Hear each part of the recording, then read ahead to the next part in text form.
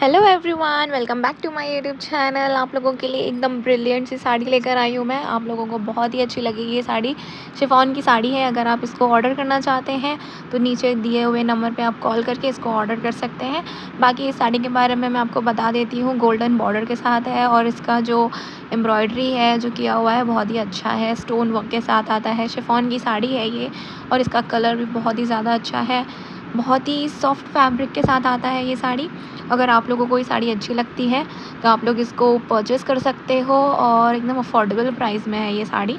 बाकी इसका look wise भी बहुत ही प्रिटी है, बहुत ही अच्छा है। आपको मैं अच्छे से साड़ी खोल कर दिखा देती हूँ।